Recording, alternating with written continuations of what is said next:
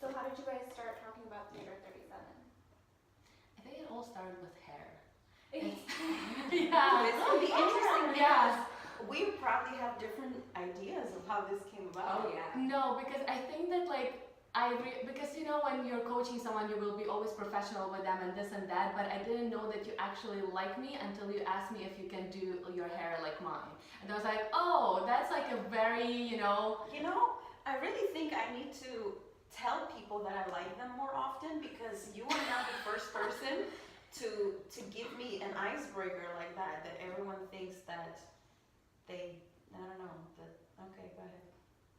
No, but I get it. I know why. I'm the same. It's the It Russian just, face. yeah, that's what it is. Yeah. Okay. And like you're going to be polite with anyone regardless, so like sometimes it's hard to tell what is what, right? Well, at least we learned how to be polite, so that's good. True.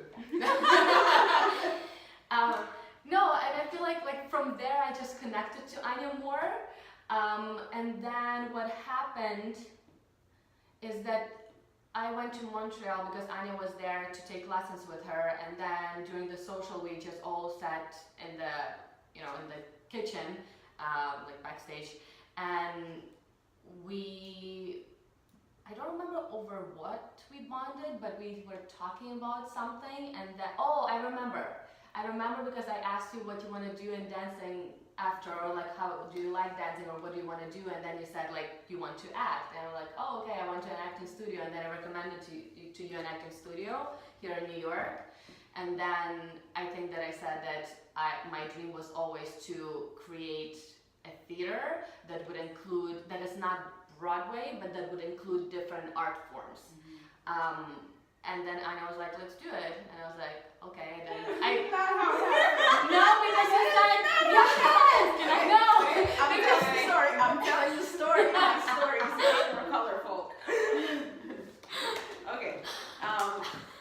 So I've had the pleasure and honor to train Anastasiya for a long time.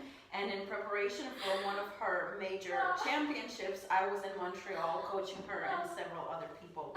And during the party, I found myself in the back room or backstage or whatever it is. And we got into a deep conversation where I was just expressing that as an artist, I feel like I have so many different talents and so much capacity to express myself, and so many modalities that I want to explore for myself, for my own happiness and evolution, I guess. But it's also always given me anxiety. Like studying craft is really beautiful and important, but sometimes you really have to go through a lot of anxious process to actually find yourself in that environment. Like, yes, I want to act, but I don't know if I want to go through the audition process of finding a school. Yes, I want to write, but I don't know if I want to go through all the courses and the training and all of the things that you have to do before you can actually do what you want. So I think whether I expressed it in that way or not, that's how I felt in the moment we were having the conversation, and you must have felt that.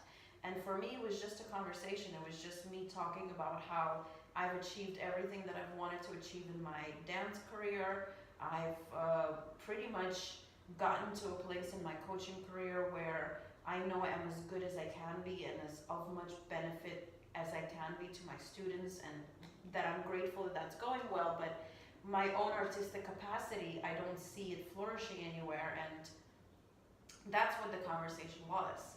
And then my version's still going. Okay, I will remember my word. No, go. No, because I think that all of that was happening. Were we drinking? Yes, we were. So I think that a lot of that was happening inside of you. So what gave me courage to actually ask you is your specific phrase that you said that, yes, I know that there is nothing like that out there, that's why we should do it. Oh, so it was my idea after all? No, it wasn't my idea, but you encouraged me to do that. Okay. Time out. So the third version. I feel like all of this kind of aligned out of a dream that we all had separately. And this is now the manifestation of all of these three paths kind of converging and colliding in a very specific way.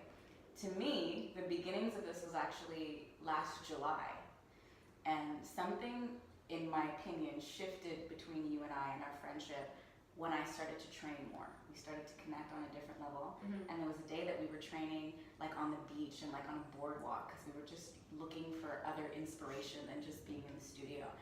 And we went to a different beach and we were just talking after and having these conversations, and we just started to say yes to like life. We should do this, yes, let's do it. We should do this, yes, let's do it. We should go to Cuba, yes, let's do it. And then we did. We went on this trip to Cuba, just the two of us. And on that trip, we spoke a lot about the things that we wanted to do one day, all the one day dreams that weren't really happening yet. And we had a lot of conversations around, why aren't we doing it? What would it take to do it? Why don't we do it now? And then we came home, and in the October. On the trip, it's actually where I came up with the idea of what production I want to do, the story, not storyline, but like the ideas of it. Yes. That's when I started to write down like my visions that I'm having. Yes, Yeah. because the resort we were staying at actually had like a theater kind of setup outside where the dancers on the resort used to do their productions. And I remember we were looking at the stage and conceptualizing like even the set and what it would look like. And then we came home and we just went to like a second cup. Do they have those here? Or is that a Canadian thing? No. We went to a coffee shop and we just sat down with notebooks and started talking about it, and everything just kind of started to flow and like manifest and take shape. And there started to be this momentum of like, okay, right now, let's do it right now.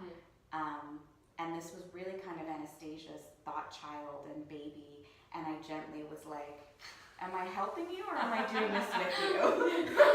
And then we established, okay, I'm gonna be here. And then we talked and we were like, this would be so perfect for Anya. We need Anya. How are we gonna get Anya? Is Anya gonna say yes? How do we have this It was the whole conversation, how to talk to Anya, how to convince her. Yes, and what are we gonna, how much are we gonna have to pay her? Do we need a contract? Like, it was a whole thing. And then we finally, I don't know who got the best. So basically what it is that I messaged Anya that I'm coming to Montreal in December, I want to talk to you about something. And I was like, no, tell me now, I want to know.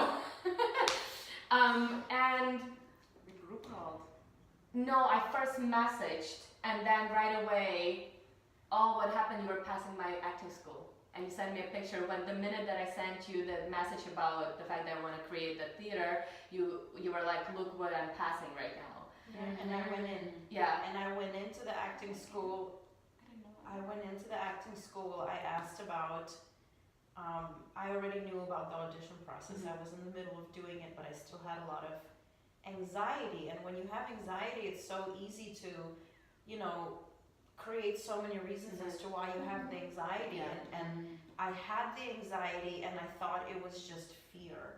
I thought it was fear or laziness or, how is this going to fit into my life? Do I have to change my life in order to pursue this? And what I didn't know at the time that I know now is the anxiety was just my body telling me, no, don't do this, you don't need to. So the way I remember the conversation happening is Anastasia called me and she said, look, we wrote a play. Well, we came up with a synopsis for a play, and we want you to be the only person that speaks. Yes. So go write your monologue. Yeah. And I went, So I get to act, I get to speak, I get to write, and dance, and choreograph, all under one roof, on my own terms, without anyone else's approval. Thank you.